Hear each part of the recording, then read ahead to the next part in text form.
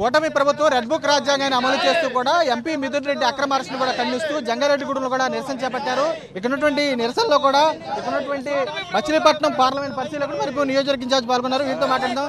Sir చెప్పండి, ఏ విధంగా చూస్తారు ఈ అక్రమ అరెస్టులు? ఏ విధంగా చూస్తారు? ప్రభుత్వం విఫలం చెందింది. వాళ్ళు చేస్తున్న కార్యక్రమాలు ఇవ్వలేమని తెలిసింది. 4 సంవత్సరాలు వీళ్ళు నాయకుల్ని అరెస్ట్ చేసుకుంటూ ప్రభుత్వాన్ని నడిపించుకోవడం వాళ్ళు ధ్యేయంగా కనిపిస్తుంది. మిథున్ రెడ్డి గారిని అరెస్ట్ చేస్తామంటారు, ప్రతి ఒక్కరిని అరెస్ట్ చేస్తామంటారు. వాళ్ళ తాలూకా చెప్పిన హామీలని ప్రశ్నిస్తే అరెస్ట్ చేస్తున్నారు.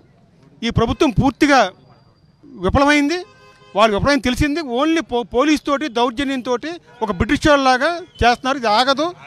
ఈ మిథున్ రెడ్డి గారు మళ్ళీ నిర్దోషితంగా బయటకు వస్తారు. దీనికింత దేవుడనే వాడు పైన చూస్తున్నాడు. దీనికింత ఈ కూటమి అనుభవిస్తారు. దేవుడు చూసుకుంటాడు. చెప్పండి, ప్రధాని ఇస్తే లేని బూచిగా చూపించి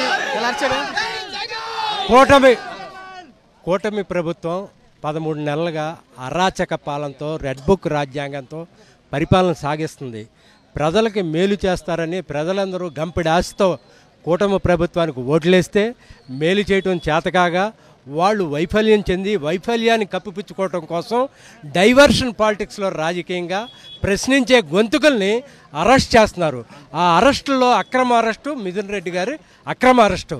ఇందులో ఏ విధమైన సాక్ష్యాధారాలు లేకుండా ప్రశ్నించే వ్యక్తుల్ని, ముఖ్యంగా జగన్మోహన్ రెడ్డి గారికి సన్నిహితంగా ఉండే నాయకులను, ఈ ఎంపీలు సైతం అరెస్ట్ చేసి జైలుకు పంపిస్తున్నారు. ఇది చంద్రబాబు నాయుడు గారికి మంచిది కాదు. అయ్యా చంద్రబాబు నాయుడు గారు, ముందే చెప్తున్నాం, మీకు పరిపాలన చేత కాకపోతే దిగిపోండి, ఇంకోళ్ళు ఎవరన్నా పరిపాలన సాగిస్తారు. అంతేగాని ఈ అబద్ధపు బూటకపు రకరకాల మోసాలతో ఈ పరిపాలన సాగనివ్వద్దు.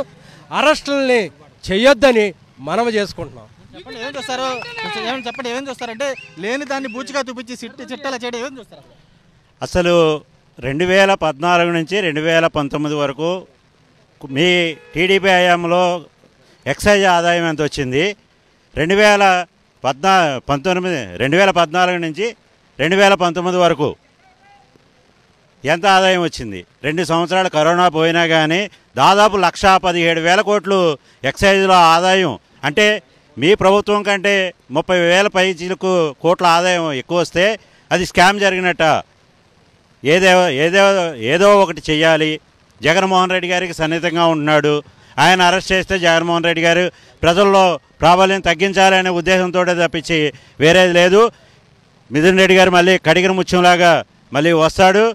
మరలా జగన్మోహన్ రెడ్డి గారికి ఎన్నంటుంటాడు. మేమందరం కూడా మిథున్ రెడ్డి గారు అంటూ ఉంటామని చెప్పి కోరుకుంటూ. చెప్పండి ప్రధాని, వాన్లో కూడా నిరసన తెలుపుతున్నారు. జోరు వాన్లో కూడా ఇంత నిరసన తెలుపుతున్నారు. అబద్ధం. జంగారెడ్డిగూడెం పట్టణ వైఎస్ఆర్సీపీ పట్టణ పౌరులు, కార్యకర్తలు, జగన్ అభిమానులు అందరూ మిథున్ రెడ్డి గారి అరెస్ట్ని ఖండిస్తున్నారు. ఇది ప్రభుత్వం వైఖరి కరెక్ట్ కాదని అందరూ ఖండిస్తున్నారు. లేని దాన్ని బూచిగా చూపడం ఏం చూస్తారు? అసలు ఏమీ లేదు. అసలు ఏమీ లేని దాన్ని ఏదో ఉన్నట్టుగా చూపించడమే కూటమి ప్రభుత్వం విఫలం అవుతుంది అనుకుంటున్నారు. కానీ వాళ్ళ పతనం వాళ్ళు గొయ్యి తీసుకుని వాళ్లే పతనం అవుతున్నారు. ఈ పతనానికి త్వరలోనే నెక్స్ట్ ఎలక్షన్లో కూటమి ప్రభుత్వం ఎగతాళి చేస్తుంది వైఎస్ఆర్ గవర్నమెంట్ని, వైఎస్ఆర్ పార్టీని. దీనికి మూల్యం చెల్లించుకుని వాళ్ళు ఏ పొజిషన్కి వస్తారో ఒకసారి తెలుసుకుంటే మాకే బాధగా ఉంది. వాళ్ళ మీద ఒక జాలేస్తుంది. వాళ్ళు చేసే నిర్ణయాలన్నీ దగురుబాజీ నిర్ణయాలను మేము తీవ్రంగా ఖండిస్తున్నాం. మిథున్ రెడ్డి గారు అక్రమ అరెస్టు, ఆయన కడిగం పుచ్చల్లాగా బయటకు వస్తారు.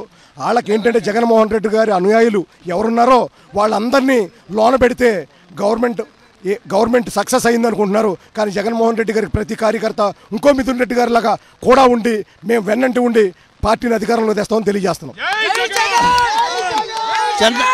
చంద్రబాబు నాయుడికి పరిపాలన అంటేనే అవినీతి, హత్యలు, అరాచకాలు, అత్యాచారాలు, తప్పుడు ప్రచారాలు, తప్పుడు కేసులు.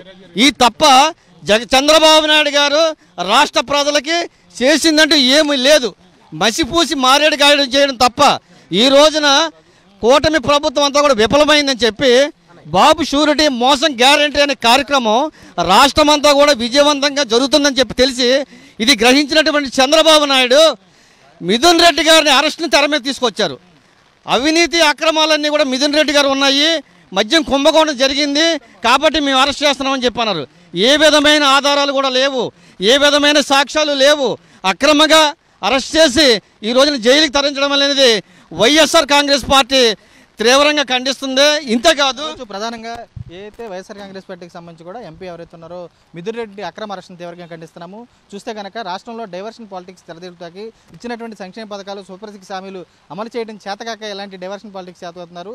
చూస్తే కనుక ప్రధానంగా జైలుకి అరెస్ట్ చేసి రాజమండ్రి జైలు పంపించారు, కానీ పూర్తిగా కడిగిన ముచ్చులా కూడా ఎంపీ మిథున్ రెడ్డి బయటకు వస్తారని చెప్పి వీరు కూడా స్పష్టం చేసి కూడా కనబడుతుంది. సుమారు రాజు సాక్షి జంగారెడ్డి గురించి.